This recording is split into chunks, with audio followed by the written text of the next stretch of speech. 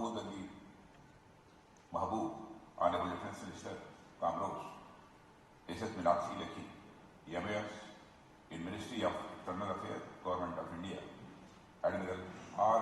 Hari Kumar, Chief of Naval Staff, distinguished dignitaries from friendly foreign countries, senior officials from Government of India, friends from media and academia, ladies and gentlemen. It is an honor for me to deliver the keynote address for this edition of Goa Maritime Conclave. At the outset, I thank all the participants from the friendly foreign countries of the Indian Ocean region for making the journey across the ocean. Friends, as the inhabitants of the Indian Ocean region, all of us know that the relationship between humans and oceans is multifaceted, often characterized by a dual nature that encompasses independence and vulnerability, as well as preservation and exploitation. Friends, oceans have always appealed to human imagination. Oceans are undeniably majestic and overwhelming. Their sheer size commands respect and admiration from all who contemplate their grandeur. Their role in supporting biodiversity, food production, climate regulation, and numerous other vital functions cannot be overstated. Oceans have been instrumental in the evolution of civilization by promoting trade, cultural exchange, providing resources, sustenance, etc. Friends, Indian Ocean, on balance, has served us well across millennia. We interacted with each other and learned new and useful things from each other. We traded with each other and became prosperous. But like most things in life, even oceans are not unmixed blessings. Friends, it was just a few centuries ago that a serious problem of colonial domination confronted our societies. During that period, our contact with colonial powers was mostly through the oceans.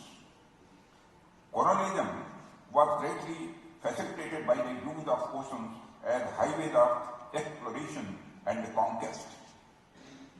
The ability to navigate and control these vast expanses of water allowed colonial powers to extend their influence and establish overseas empires that shaped the course of human history.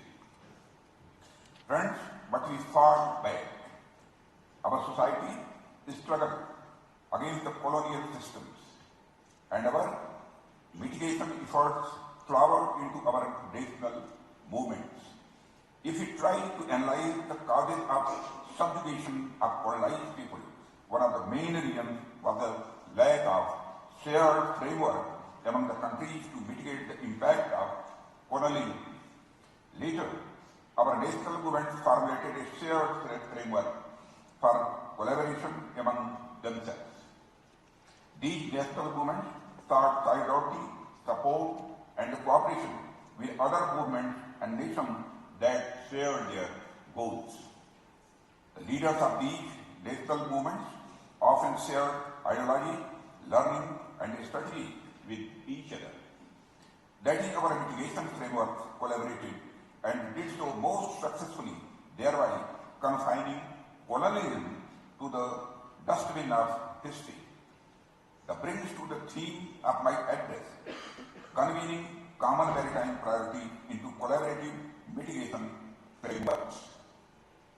And how do we collaborate towards achieving our common maritime priority? Firstly, we have to work out and agree about our common priorities. Friends, a free, open, and rules-bound maritime order is a priority for all of us.